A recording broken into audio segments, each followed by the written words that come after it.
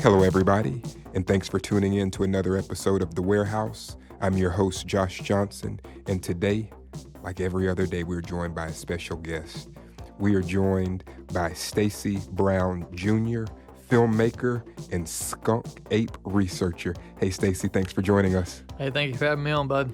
Hey, so Stacy, let me tell you something. I have been salivating out the mouth for this episode. I am so excited to talk skunk ape, Bigfoot, and all other conspiratorial with you, as you call it, fringe topics. And so I want to start by saying we had Jeff Vandermeer on the show, legendary Florida writer, and all of his books are set, well, most of his books are set in the Florida wild, right? And Jeff said something on this show that has stuck with me, and I'm paraphrasing, but he said whenever you're in the Florida wild, you always see something out of the corner of your eye, and you can never be convinced of exactly what it is. That brings me to a spot with you. What could it be? Could it be Bigfoot? Could it be skunk ape? Are you a believer? I am a believer. I call myself a knower. Even that it sounds a little, I don't know, braggadocious, but it is what it is. So when you say you know, why do you know? Have you seen? I have seen one. I've seen one in Chattahoochee, Florida, along Flat Creek, exit 166. And then I had the pleasure of seeing another one in 2014 in the Sierras in California. Now, Stacey, I'm going to... I want to put you to the test here because, you know, when I stand up, I stand at 6'3", and between this hair and this beard, are you convinced or are you sure that you just didn't see a Josh Johnson running in the wild one night? How do you know it was a Bigfoot or a skunk ape? How do I know? Okay, so nobody would have had a costume that good. I was only probably 10 feet, just the edge of the firelight away from me. And it's about 7 foot, 7'1". I seen a basketball player on Madison Street one day, and I stopped and asked him. I said, "How tall are you?" But the thing about Josh Johnson is not as wide as a washer and a dryer next to each other. So that's what you're looking at. You've seen it, washer and dryer next to each other, throw the head in the center, and that's what you're looking at. And so you see a lot of like the Jack Link's Bigfoot. Yeah. They're all groomed, look like they're using Pantene Pro V or something. This thing looked like it lived in the swamp. It breathed heavy. Oh, you were close enough to hear it. Oh, yeah. Yeah. My only issue is I didn't hear it walk up the hill. And we can get into that. It's another whole can of worms. That's almost scary or something that big, that stealth. And I'm a woodsman, right? I pride myself on my ability to track. If I gave you a 3-hour head start and you walked off in the woods and sat down, I'd come to you. You know what I mean? Yeah. Very confident in that. And so I'm always aware of my surroundings and what's going on around me. And for something to just be there of this size, you know, in November when all the leaves have fallen, like I said, that's another can of worms. I hear you. So Stacy, just so people know that you actually come with some credentials too. Not only are you a filmmaker, an incredible filmmaker, by the way, but you have taken this show on the road for years. I mean, you've been featured on Spike TV and Animal Planet, and as I just learned, you licensed something with the History Channel. And so this is not an occasion for you to get out a hobby. This is something that you have committed your life to in a lot of ways. At the end of the day, when Stacy Brown's done in this realm, that's what people will know me for, right? Since my sighting, I've taken about 750 reports. That number's probably higher now. I just go to that number because I haven't counted them. When you say reports, clear that up. For what does that mean? Eyewitness encounters. I've talked to about probably 750 people who have seen this thing, you know, and not everybody can be lying. I've talked to everybody from the bus driver to the NASA rocket scientist, to the judge, the police officer, all walks of life. Sure, some people can be misidentifying what they're seeing. Sure. Right? But not everybody can be wrong. I'm not wrong, whether you believe me or not. It doesn't matter at the end of the day, because when I lay down and I'm going to bed and it's those thoughts in your mind before you drift off to sleep, sure, I know my truth. It doesn't matter if you know it or not. Let me ask you this. I'm from, and you're from this area too. Crawfordville. Yes, sir. I'm from Lake Jackson. Okay. And Lake Jackson is a wooded place too. And while I don't live there anymore, I grew up there out in the woods in Lake Jackson. And there was a peripheral legend of a ghost that sounded like a banshee. We now know, all of these years later, that on the rare occasion that a big cat's out there, it can scream and sound like a woman. And so we've now accumulated enough research to know that the Lake Jackson banshee was probably just a series of big cats over a couple of years. Is there any part of you, and I'm not even talking about misidentification, is there any part of you that thinks that the skunk ape is, well, I guess I've answered my own question. You believe that this is a separate species of something. 100%. What do you believe? Do you believe that it's primate? Do you believe that it's bear? Do you believe that it's humanoid? Or do you believe that we just don't know until we find out? I think in 100 years, this won't be taboo, right? When we start to maybe, because when you talk to the Native Americans that lived here, they say these things walked in between worlds, right? They would travel as light at some times. So that explains the orbs, what you would call will-o'-the-wisps. Not sure if you've heard of that, but it's like forest lights. You see balls of light. Got you. Play things like that. Native Americans who live this land, they live closer to this land than we could ever even imagine, right? But we're pompous, right? As a civilization now, we think we know everything. And the world, some people do know a lot more, but what the public knows is something completely different.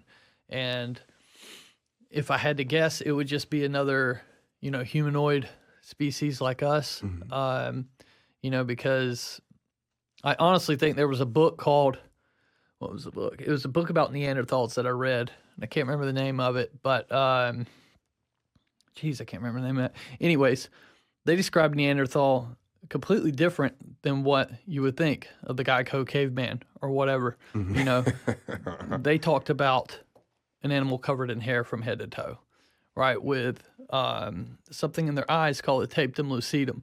So when people see Bigfoot, skunk ape, they talk about this reflection, So if I was to shine a flashlight in your face, it's not going to reflect light. If I shine it in a deer's eyes, though, it's going to reflect light. Bigfoot has that, right? Neanderthals also had that. I'm almost, if this creature is something of this known world, like a panther, hog, anything like that, I would have to say it was a Neanderthal. Something we've thought has went extinct, but it's lived close enough and is smart enough just to stay on the fringes away from us. Let me ask you this. Now, this might be a hard question, but I'm going to ask it. You have all of this body of research, so people take you seriously. But I think that sometimes people take you seriously in a fringe space, which means, yeah, he's decidedly doing work, but it's decided work on something that we've decided isn't real. Right. Something that undergirds those points is you have, in other ways, lived your life as a guy very interested in the legends and the myths and the conspiracies, like some of your films with on Tate's Hell or Roswell, right? And so you live in this fringe world anyways. Is there anything in you that thinks that diminishes your work, or has the sighting or the passion of this work just sprawled out into those other areas? So let's look back, and I'm not comparing myself to this man. Please do. Let's look back at Nikola Tesla. Yeah. What do people think about him? Crazy. Exactly. Crazy as a fox. But today, we don't think like that. Sure. Right? So that's why I say maybe my work will be looked at differently after I'm dead and gone. You know what I mean? But I'm fine with it, So now let's get to some of and then I want to get into some of your films too and some of the techniques of filmmaking. But I got to stay on Skunk Ape for a while, because this has just been I'm a Florida boy, right? A North Florida boy. And so this is something that's decorated my imagination for years, and I'm sitting down with the man. So I'm going to get my fan questions out. What does it look like to research? Oh, well, not the question you think I'm going to ask. What does it look like to research, to study, and to track something that we can't prove is here? Does it make you feel crazy sometimes? There's moments when you're sitting in the woods at like 2 a.m., and you're by You just answered the question. Yes, yeah, it does. and you're by yourself, and your wife's at home, your cats are at the house. You could be, playing with the cats. You could be doing something with your kids, but you're out here getting eat up by mosquitoes and possibly getting bit by a snake. You've got to cross that creek again. That's full of alligators. Sure. You start to question it, but then I feel that this was my path. Because when I was a kid, I was interested in this, right? Sure. And then I got into music. I was wrestling, playing football, got into music, got successful in music. And then I seen one, and I quit my music. It all came full circle again. Oh, so when you saw it, you weren't researching them then? No. The site is what? We were writing an album. We were writing an album.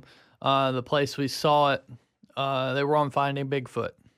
The lady had a handprint on the inside of her door to her Florida room. So we thought it'd be cool to go out there. We did not, in 100 years, think that this was going to become a reality. But when it did, a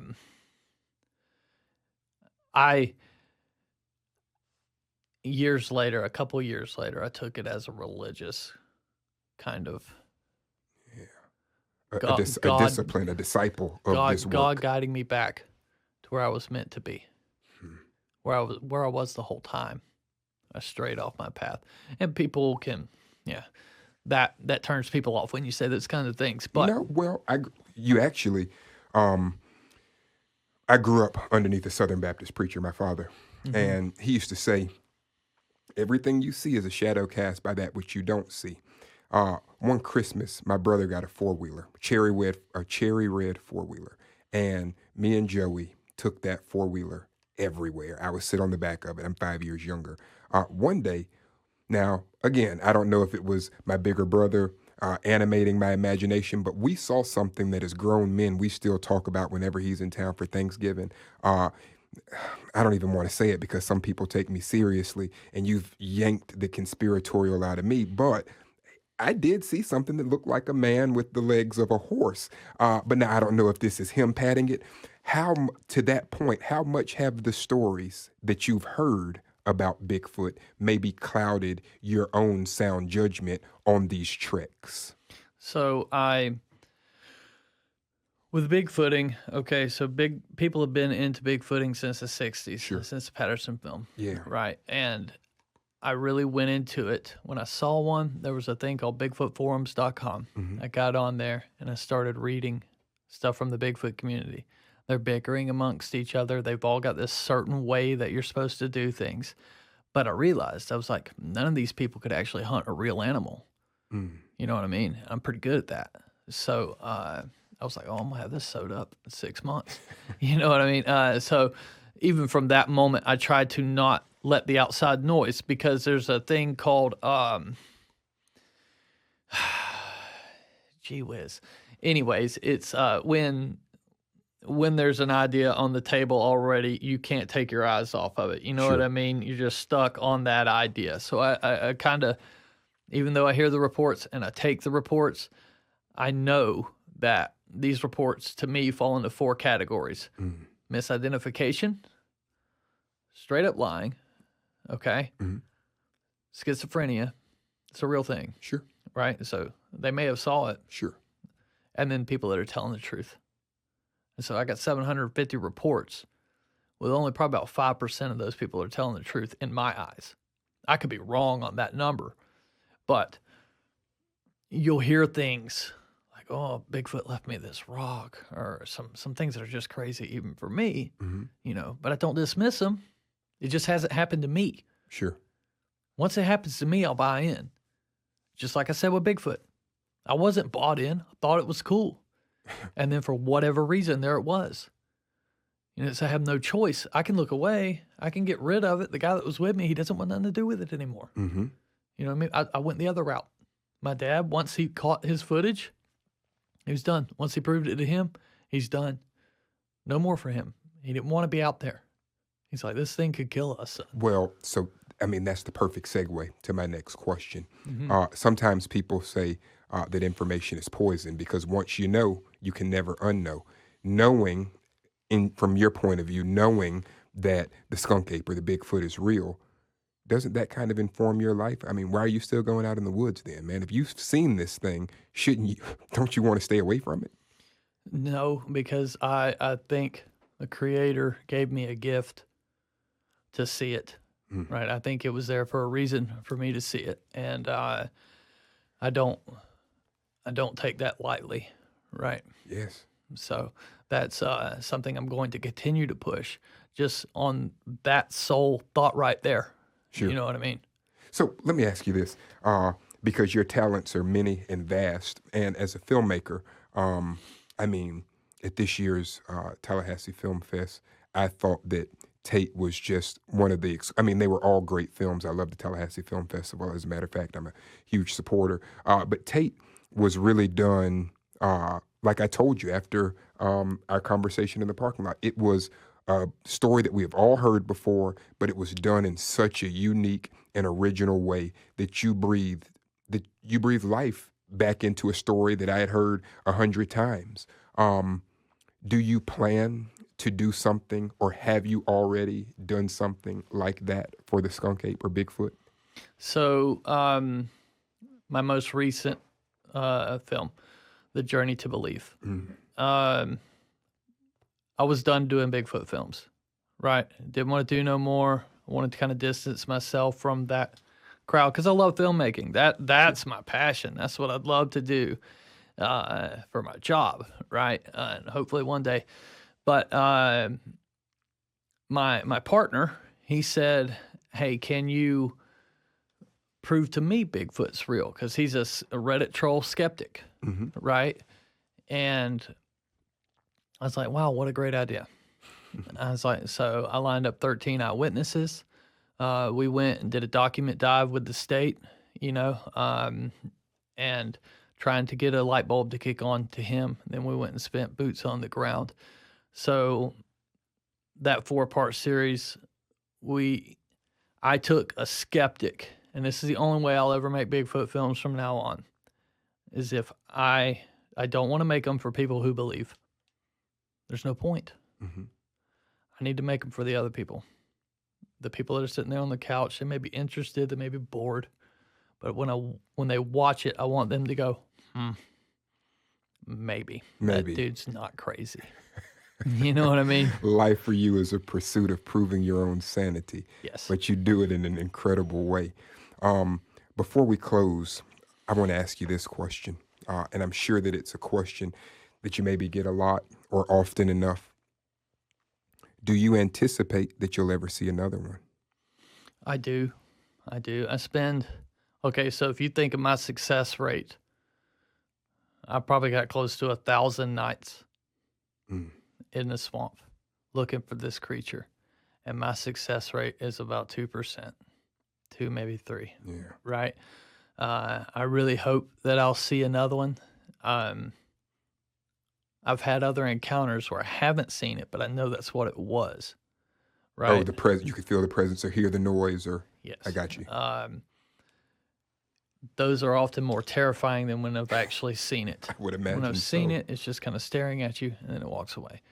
I hope to see it again, and it's back to that. So I didn't imagine that. What is your hope to one day maybe capture one or get one on footage or get a hair sample? I mean, what is your hope? I've done everything but capture it. My hope. I don't know if you've ever seen that guy that lives with the wolves. He eats with the wolves. They gnaw his face. He's a part of the pack. And that is my goal. I would love to be sitting amongst them, and we shed our clothes. We can do whatever we have to do, but I want to hunt with you. I don't want to see Bigfoot crossing the road. I want to see Bigfoot doing what it does. What it does, living in its habitat. Hanging out. You want to be a part of it. I want to be a part of it. I love it. I love it. Stacey, I'm going to say something in closing, and I hope this serves both sides of the equation. I'm going to leave you with an Eddie Glaude quote. Where I'm from, we try not to believe in the myths and the legends because usually we bear the brunt of them. In Florida, Whether Bigfoot is real or fake, I can tell you right now that we bear the brunt of them, and you have bought that brunt right here in this studio today. I appreciate you for being such an interesting and incredible guest, and I appreciate you at home for joining us for another episode of The Warehouse. See you next time.